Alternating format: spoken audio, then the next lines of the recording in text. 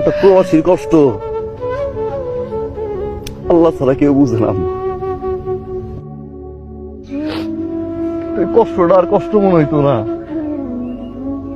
যখন ভাবতাম আমার পরিবার সবাই সুখে আছে, আমার মা সুখে আছে, আমার বাপ সুখে আছে, আমার ভাই সুখে আছে, তখন একটা শান্তি লাগতো।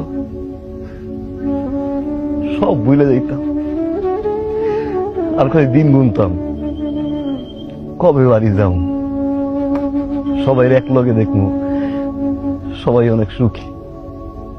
তো মা বাড়িতে আসার পরে যেটা বুঝলাম